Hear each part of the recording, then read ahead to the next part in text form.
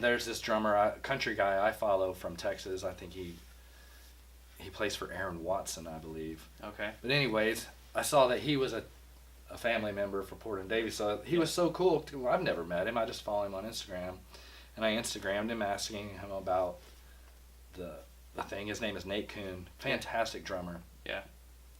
And he Instagrammed me, hey Jeremy, like he'd known me forever, you know, and here's all the information I have. I have 2 of them. They're great, blah, blah, blah. So he was very helpful in making that happen. So I think it's like your story with Garrett reminded me of that happened yesterday, and I was like, wow, it's so cool that drummers are actually out there, and especially the ones that are seasoned and are professionals now and have made it, I guess you could say. Sure. They're still out there reaching their hands back to the guys that are reaching them up. Yeah. Well, I think I'm glad you said it that way, because I think that's an encouraging statement for myself and a lot of drummers who go to shows and watch videos every day, and they're like, man, I want to be there. Like, you know, where you can put like this limelight on these guys who are doing it day in and day out. But then, like you were saying, I'm still on Instagram. I'm still reaching out to people. I'm still wanting drum lessons. Yeah. That kind of thing, like, it doesn't go away. Because I feel like now, I mean, at the age I'm at, I'm not going to say really young. Yeah.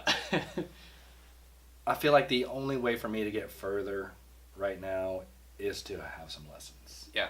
Because I think I've taught myself. I mean, there's always things you can teach yourself, but I think for the large aspect of me growing as a drummer, I need someone who's already grown. Yeah. Okay. To teach me. Like, okay. Wouldn't it be great if there was like a Billy Cobham or a Steve Gadd that just lived around Just here, right around the corner, yep. Steve Gadd, if you're out there. Yeah. He'd kick me out of his studio so fast. Yeah. What is this? Yeah. But I know there's some guys out there, and I'll find them, and hopefully through this we can, you know, maybe find that guy. Yeah. Yeah, man. Well, I think that's a good mindset to have, that there's always something to learn. There should be, yeah. I think, or it probably would get fairly boring. I mean, drumming never gets boring to me, but imagine if I had to play the same beat over and over again and never learned a way to come up with something new and out of the box. Yeah. I would have to go find a different job. Yeah. Because it would be boring. Yeah. Well, I mean, with that, like, bringing up Garrett again. Hey, Garrett, how are you? Hi, Garrett. He and I were chatting, and he made the comment that when a producer walks into the studio, and he's got 2 drummers in front of him, he's got a drummer who's been playing for a year, but he's really teachable, great attitude, gives it his best, takes every punch you throw at him. And you got a guy who's been playing for 30, but he's a know-it-all, and he's the worst guy in the world. That producer's going to choose the first guy. Of course he is. And we asked Travis Kennedy, we talked with Matt Noveski yesterday, Garrett said the same thing. And you as a drummer, whether you're in sessions or live or whatever, what's your take on that? What's your experience with that? I feel the same way. I've been both of those guys before. Yeah. You know, I've been the guy in the drummer in this room where the producer's on the other side of the window, and you're like, in your mind, you're going, who are you? Yeah.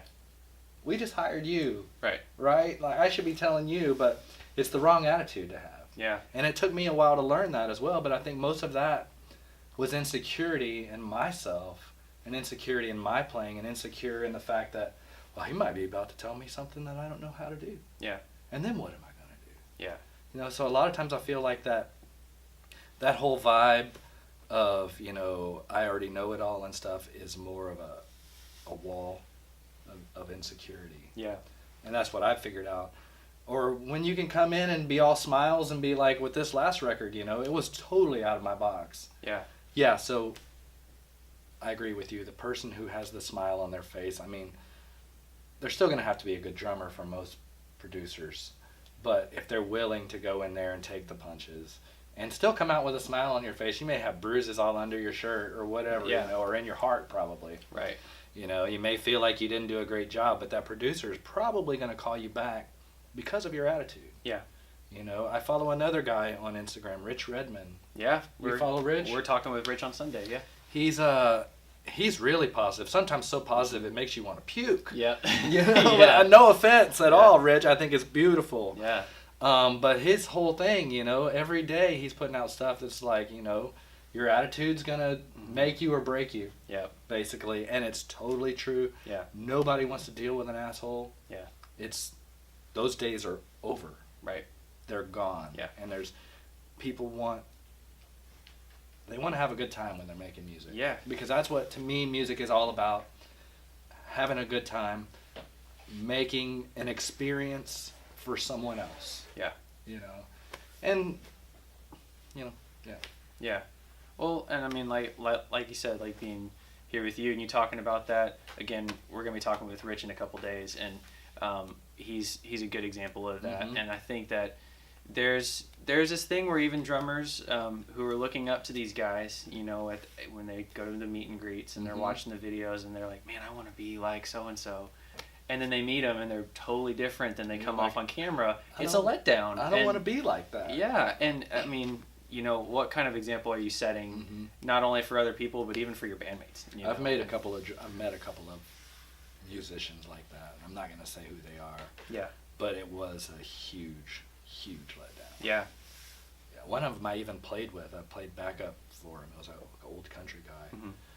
And I listened to him growing up, and I loved all of his songs. And he basically told me a story before the show, which was like a poem, I guess he made up. Sure. Which was basically telling me, I don't have time to talk to you. Go in the other room. Yeah. And I was like, okay, cool. Yeah. I don't need to get my picture with you. I'm not ever going to remember you again. I'll remember this horrible moment with you, and that overshines everything that you've ever done in my mind. Right. So, try not to do that. Yeah. Kids, don't do that. I think that's a good thing to remember. And hearing you say it, Garrett, all these different guys that we've talked with have all said the same thing. It's like your playing's only part of it, and especially like in the studio and playing live, I think that kind of can set you apart as a drummer. Well, if you think of yourself as like, some kids look up to musicians like some kids look up to quarterbacks. Yeah. Or pitchers, or baseball players, or basketball players, or football players. Those guys, when something happens to them, in a negative light, the whole world is let down. Right. Especially the little kids that are looking up to you and their parents. Yeah. It's the same way with us, because there's little kids who want to be a drummer. Yeah. They probably would rather be Rich Redmond or Garrett, or there's probably some people that look up to me as well. I don't consider myself, and that's just my own personal demons. Sure. But there probably are some kids that look up to me for that. And I try to keep that in my mind, Don't be wasted after a show when you're meeting people. Don't be rude to them. Don't, try to give them as much time as possible. Yeah. And there probably are some times where people cross the line a little bit. Yeah. But you still got to keep that in mind when they're doing that, Yeah. You want them to come back. Yeah. Well, getting away a little bit from that and getting into helping drummers get to certain points. I know for me, playing at Shoreline, before I had gone in there, I'd done some recording but hated playing with a click. We were talking about playing with a click a second ago, and how much it can be kind of a learning curve to learn, or a learning thing to play to a click. What would your tip be to somebody who is not used to playing to a click? Whenever you get into a studio, even live, what's your tip on that? How would you say my this is what you tip need to do? would be that if you know you're going to be going into a studio, or you're going to be playing live in that situation, you should probably be rehearsing to a click. Okay. I remember when I first, and sometimes even still, there are some songs from our older records that we haven't been playing with a click to for years. Yeah. And then the newer songs, they're all on click. So there's probably a handful of 4 songs, 5 songs maybe, that weren't on click. Well, right before this Europe tour and rehearsals in here, we put them all onto a click. Okay. And even though I'm used to playing with a click, I had been playing those songs at whatever tempo we decided to play them at that night for 10, 15 years. Yeah. So then that was hard for me to go from knowing those songs in just any old tempo that we played to actually nailing them down to the album tempo. Yeah. I mean, now after playing them a while, it's all about the practice. Right. But after playing them a while, I'm more on top of it now. Yeah. But now live, I think I'd rather play with the click. Okay. Sometimes at home I like just grooving. My other band, Harvard of the South, when we play live, we don't play with a click. But we're kind of using, like, there's a lot of delays on guitars and things like that, so those kind of become the metronome. Right. You know, but yeah, at home when I'm just practicing or recording or whatever, I'm always on a click. Yeah. When I'm on my reflex pad, yeah, I'm usually on, about half the time I'm on a click. A lot of times I'm just hitting it before a show to just get my hands and arms warmed up. Sure. But yeah, click. That click is scary and it's a monster, but once you practice it and you know about it, and it's just another sound in there that it becomes almost invisible. Yeah. You know, it's just a subconscious sound in your mind now, like live. Now it's just, the only time I really hear it is at the beginning of a song. Yeah. And then I count it in, just because Justin's not on ears. Okay. So I'll count it in. And then we all start, and then it seems like the click goes away. Yeah. You know, because we're just so used to it being there and we're just so on top of it. Right. That, you know, it's a great thing to have, especially if you're going to be a session drummer or you're going to be working live with people who actually really mean business. Better be practicing Gotta have it. with a click. Yeah, and you just said it too. I forget who. I was watching a video and somebody mentioned it. They said if you can get to the point where you don't even notice the clicks there. Oh, you're on top. You're on it. Bam, bam, bam. You're nailing it. Yeah, that's where you need to be with that. Mm-hmm. So, getting away from click now, we were talking earlier off camera about Into the Ocean and Hate Me, and you know, some of the songs that a lot of people recognize. And I was listening. I heard a song from you guys the other day, and I didn't realize it was Blue October. Which one was it? I can't. I couldn't tell you, man. One of those old songs from way back when. It starts with a C, and that's all I remember. The Chills? No, I can't remember. We'll have to talk about. We'll have to figure it out. But we'll spend a whole nother tape trying to figure out that one song. Yeah. Well, tape, I say. That's funny. So we were talking. See how old I am? I didn't even have to tell him how old I am. There you and go. Then I said tape. You say tape in the third. We were talking earlier. You said, you know, the record sales had gone up and down. Oh yeah, music industry's crazy. Well, the first song I'd ever heard from y'all was Into the Ocean when I was in high school, and a friend of mine just blasted it every single day, and I was like, this is a really catchy tune. What was it like, looking back, hindsight, and you're playing those? I'm sure you're playing those pretty much every night because everybody sings them. We'll never not be able to play those. What was it like writing the parts for those? You know, before the song even hit record sales and anything like that. When I wrote the part, well, Justin kind of had a little loopy thing built already with the do do do do do do. Yeah, it was kind of a Tom Hook kind of to me when he sent it to us. But then when we were actually recording it, the producer David Castell, who produced our album History for Sale, and then we brought him back on Foiled. He's an amazing mind as well. He's from North Texas State musician, and he's just a wealth of knowledge. Yeah, a wealth of knowledge, and he's got all these great out of the box ideas, and he happens to be half Japanese. Okay. So all of a sudden, we're like, got these little do do do do do. They sound very, I don't know if Asian's the word or if that's even politically correct. I don't know. But as far as the drums, like, we just wanted to get a really low and thuddy sound, so we took off the bottom heads, kind of a concert tom thing on those white drums. And then the tom heads were like just past finger tight. Okay. Like, they were just. Yeah. And the snare was the same way for the main snare, for the chorus snare. And so that's what we took off with that. And then I had seen an idea of how people put the splash onto the snare and make a little. Yeah. Right. So we did that for the verses, but we had another guy named Mark. He works with Ghostland Observatory. I don't know if you've met him or not. He'd be a good guy for you to talk to. I'll find this information. Okay. He's an amazing drum tuner guy and producer and engineer. But anyway, he helped us get those sounds because it was really hard with everything being so loose. Yeah. For them to stay. Right. So that song mostly though was built around those sounds, and I think that's what made that song distinguishable or set out from all the other alternative pop rock songs that time, where the sound weird sounds, you know, it sounded more like I don't know if you're familiar with this, I might be saying it wrong, Ryan. Uru. It's like a violin type thing. It's like a ball on the bottom and then a skinny neck. Oh. And then it's bowed. Okay. And yes. You hold it like this. In fact, Ryan played one in the video. Okay. That's what he's playing. Yeah. But the whole thing just had this very Oriental Asian kind of feel with the music and stuff. Yeah. And I don't know if he brought that just because he's half Japanese. Yeah. Or maybe he was just listening to some of his mom is Japanese.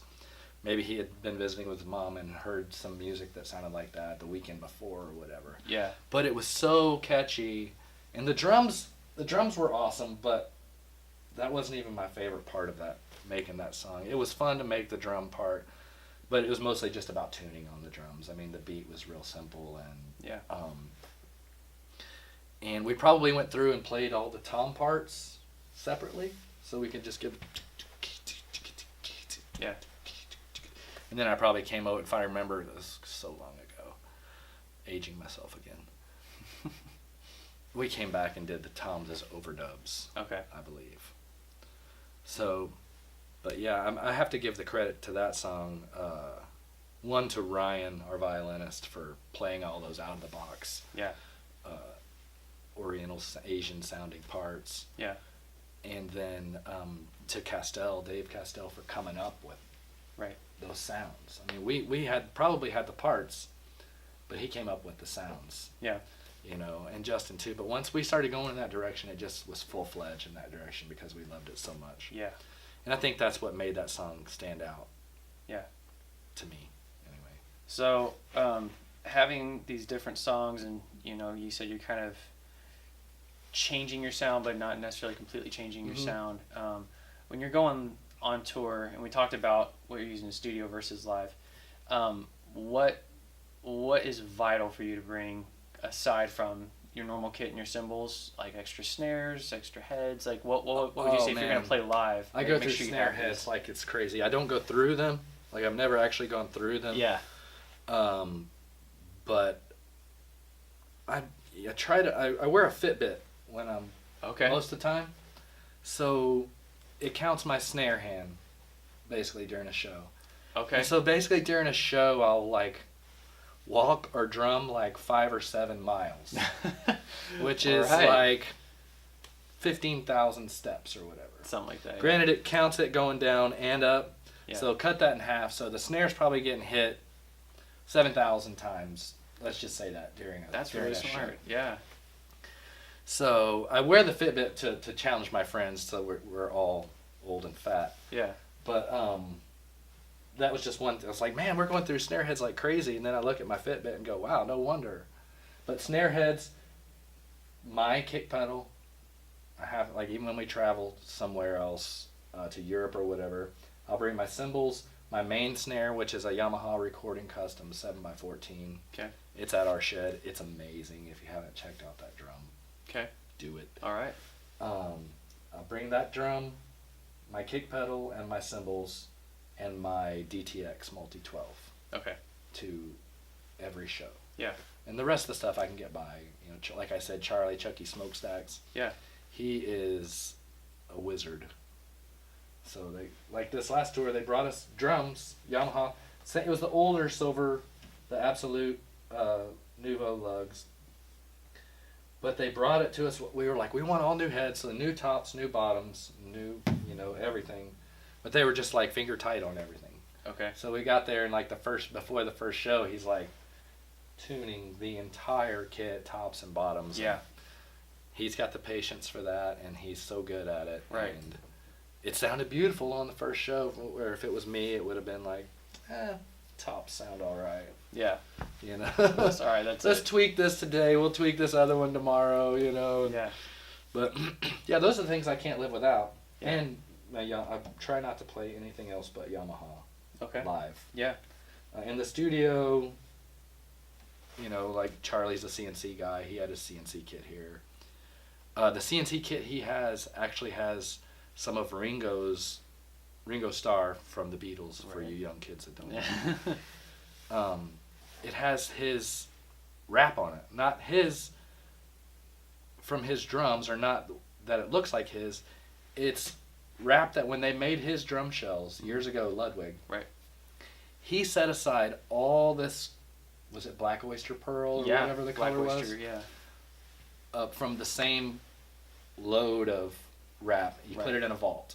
Okay. And after a while, the guy from CNC, I guess he knew him. He was like, you know that rap's going to end up going bad. Yeah. And he was like, so can I buy some off of you, or can I have some, or whatever? No kidding. I don't know how that all worked out. Right. Anyway, the kit Charlie had in here had Ringo's rap on it. And Charlie made a hand-drawn Beatles head. You know, that's how the first one was. It was like a marker that was all shaded in. Right.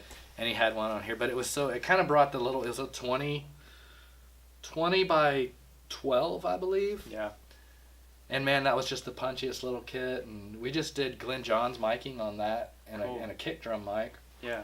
And so this kit was set up back here, or the red one, I'm not sure. Okay. I mean, copper. Yeah. And then that one was just set up right out there. So we're going to do this kit. We're going to do this kit. There's options. Yeah. Yeah. But yeah, live all the time Yamaha. Most of the time in the studio Yamaha. Unless Charlie brings his Ringo CNC kit over. And you're like, how can you not play that, right? Yeah. I love you, Yamaha, but it was Ringo's rap. Yeah. That's awesome. That's quite a treasure. I mean, I can imagine even. And you can tell it's old because it's all peeling up already. I mean, the drum was probably built 3 years ago. Yeah. But the rap's coming up at the edges and everything. But that's cool. That's just part of it. Exactly. Yeah. Exactly. Well, we were talking yesterday. I think this is really important and a good way to finish would be, we were talking with Matt and I asked him how, we were talking about drum and bass being in the pocket, how the rhythm section is super important. Yeah. I know when I'm playing, me and my bass player are locked in all the time. And Matt was saying in his ears the three highest things are his bass, the kick drum, and the snare drum. When you're live and you're feeding off of Matt or your guitarist or whoever, what's in your mix and what are you paying attention to that gets you through the whole set? I have everything in my mix because I like to play like I'm playing along to the actual song. Yeah. I feel like it gets me going more, gets those feelings happening. Yeah. But it's like snare drum, kick drum, bass, and then overheads. Yeah. For me, and then probably snare drum, kick drum, bass, and then click. Yeah. And then because the click's pretty loud in my ears. And then everything else just falls. As long as it's there, it's cool. Yeah. But bass, I mean, I was a little lost lamb before Matt. I really was. Yeah. And so Matt came to us in like 98 or 99 and was with us for a while. Me and Matt, we were so tight. Yeah. Like, really. Like, personally, drumming-wise, bass-wise, I mean, and then Matt left for a little while. We had some personal creations that he wanted to sort out. Sure. And we had a couple bassists between when he came back. And it was just never the same. Yeah. They were good bassists. They were great bassists, but Matt's something special. Like, he really is. He can, if there were no drums, Matt could hold down the drums and the bass on his bass. Yeah. Like, he's so good. I think a lot of it being from Michigan and coming from the whole, like, Motown side of things. Yeah. And Matt really listened to a lot of that stuff. Right. A lot of the old funk guys is where Matt comes from. And there's nothing but percussion and groove in that stuff. Yeah. So for he and I, sometimes, like in sound check or in here, when we're just jacking around, like, we come up with some fun stuff. And yeah. We don't need a click for any of that because we're just we're right there on top of each other. You know, it's like, I know what you're going to do next, and I'm sure he knows what I'm going to do next because I do the same shit over and over again. Yeah. But yeah, I love my basses. In fact, I should get a bumper sticker that says that. I love my basses. Yeah. But Matt's the one in the band that everybody like kind of pokes at because we're all the same age, but Matt seems to be getting younger and younger and prettier and better looking. Yeah. And he just doesn't age. And so we all poke at him about that. But yeah, he is one cool dude, and he can hold it down like nobody's business. Yeah. I've yet to find another bassist, even hear one or see one. I mean, there's the guys, you know, the old professional guys, and Matt's up there with those dudes. Yeah. What is it, James Jameson and Lee Sklar, and there's another dude from Peter Gabriel guy. I can't remember his name. But Matt's up there with those dudes. Like, yeah, he can play with the best of them. That's for sure. I'm lucky to have him next to me. That's awesome. Yeah, that's cool, sure. man. Well, yeah, man, it's been really cool hearing some stories from you. Yeah, it's been great hearing your stories Your too, tips. and I hope we get to keep in touch, and maybe I find a drum teacher, or you know, or maybe we'll For help sure. some other people find whatever Yeah. they need. Yeah, definitely. So man. Well, that's really great. well, thanks for having us out here at Justin's studio. Yeah, Up Down Studios. Up down. Yep. All right, man. Good talking to you. Thank you very much.